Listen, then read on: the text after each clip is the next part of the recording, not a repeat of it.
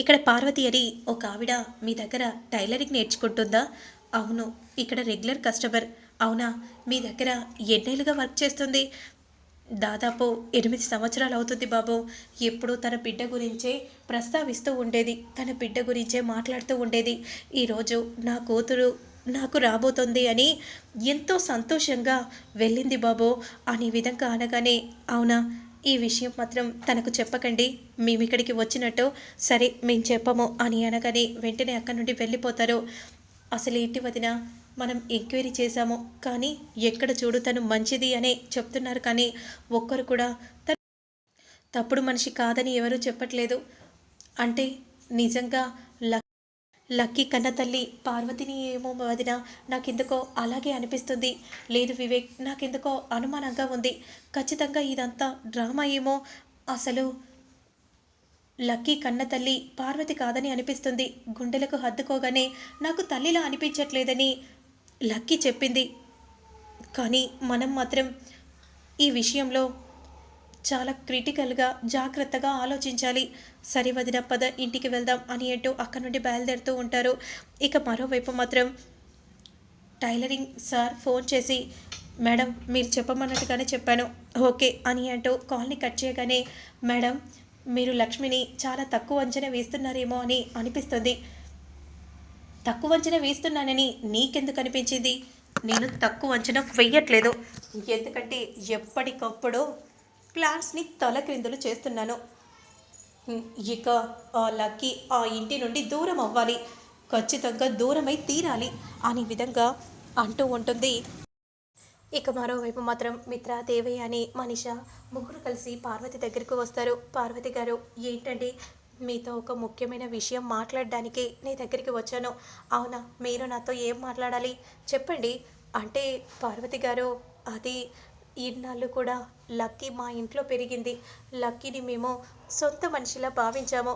ఇప్పుడు మీరు హుటాహుటిన లక్కీని తీసుకెళ్తారని అంటుంటే చాలా బాధగా ఉంది. మమ్మల్ని కూడా మీరు అర్థం చేసుకోవచ్చు కదా. ఏంటండి ఇప్పుడు ఇలా వచ్చి ఇలా మాట్లాడితే నేను ఎలా ఒప్పుకోవాలి చెప్పండి? లేదంటే నేను నా కూతుర్ని తీసుకెళ్తాను, నా కూతుర్ని మాత్రం ఇక్కడ ఉండనివ్వను. లేదు, నేను తీసుకెళ్తానని చెప్తున్నాను కదా, ప్లీజ్ అండి, ఇవి కాళ్ళు అనుకోండి, నేను చెప్పేది వినండి. లక్కీని ఇక్కడ ఉంచండి, లేదంటే మిత్ర బ్రతకడు, పిచ్చివాడైపోతాడు. నా మిత్ర సంతోషంగా ఉండాలి. నా మిత్ర కోసం నేను ఏదైనా చేస్తాను, కావాలంటే మీ కాళ్ళు పట్టుకుంటాను. అయ్యో వద్దండి, ఎందుకంటే లక్కీ ప్రాణంగా బ్రతుకుతున్నాడండి, అర్థం చేసుకోండి. కన్న కూతురు ఇన్నాళ్ళుగా తన పక్కన ఉండి ఇప్పుడు మీరు తీసుకెళ్తే ఎలా బ్రతుకుతాడో, మిత్ర గురించి కూడా మీరు ఆలోచించండి ప్లీజ్ అండి. నేను చెప్పేది ఒకే ఒక్కసారి వినండి. ఏంటి? సరే అని అను ప్రస్తుతానికి. ఓకే మేడం, నేను చూసుకుంటాను అని సైగ చేస్తుంది పార్వతి. మిత్ర, నువ్వు కూడా చెప్పు మిత్ర. అవునండి, ప్లీజ్ అండి, నా గురించి కూడా మీరు ఆలోచిస్తే బాగుంటుంది. మీరు ఇంతలా అడుగుతున్నారు కాబట్టి మిమ్మల్ని నేను కాదనలేకపోతున్నాను. కానీ నా కూతురు లేకుండా నేను కూడా ఉండలేను కదా. పార్వతి గారు, ప్లీజ్ పార్వతి గారు, మీకు ఎంత కావాలంటే అంత ఇస్తాను, కానీ మీరు మాత్రం అలా మాట్లాడకండి. సరే, మీరు చెప్పినట్టుగానే నేను ఒప్పుకుంటాను. కానీ నా కూతుర్ని కూడా నాకు చూడాలని అనిపిస్తుంది కదా. మీరు ఎప్పుడైనా రావచ్చు, మీరు ఎప్పుడైనా వచ్చి మీరు లక్కీని ఎప్పుడైనా చూడొచ్చు, మిమ్మల్ని మేము కాదనము. సరే అని అంటూ ఉండగా అదే సమయానికి సరిగా ఫోన్ చేస్తుంది. అక్కడ ఆ డ్రామా క్లోజ్ అయిందా? అవునా? అవునా? సరే, ఇలా చేశారా? ఏంటండి అసలు మీరేమనుకుంటున్నారు? అందుకేనా ఇక్కడ 3 రోజులు నన్ను ఇక్కడ ఉండమని చెప్పారు? ఏం జరిగింది పార్వతి గారు, ఏమైంది అని మిత్ర అడుగుతూ ఉంటే, నా నా గురించి తెలుసుకోవటానికి అక్కడ మీ భార్య వివేక్ ఎంక్వైరీకి వెళ్ళారు. తను నా కూతురేనా కాదా అని, నేను ఎక్కడ వర్క్ చేస్తున్నానని, నేను ఎక్కడ ఉంటున్నానని ఇవన్నీ తెలుసుకోవడానికి వెళ్ళారు. ఇది కరెక్టేనా చెప్పండి? మీరు చాలా గొప్పవారు, మంచివారని అనుకున్నాను, కానీ మీరు మాత్రం ఇలా చేస్తారని అనుకోలేదు. నేను ఇక్కడ తక్షణమే నా కూతుర్ని తీసుకొని వెళ్ళిపోతాను, ఇక్కడ నేను ఉండను అనే విధంగా అంటూ, అమ్మా లక్కీ, లక్కీ పాప పద అమ్మ, మనం వెళ్ళిపోదాం, మనం ఇక్కడ ఉండకూడదు, పద అనే విధంగా అంటూ ఉంటే, నీ ఓవర్ యాక్షన్ ఆపు, కోస్తా ఆగు, అర్థమవుతుందా అని మనీష సైగ చేయగానే, అది కాదండి, తనలా చేస్తే ఏదో తెలిసి తెలియక చేసింది, ఏంటండి అలా చేయటం సంస్కారం అనుకుంటున్నారా? నేను మాత్రం ఇక్కడ ఉండను, మేము వెళ్ళిపోతాము. వద్దండి, ఇక మీరెంత చెప్పినా నేను వినను.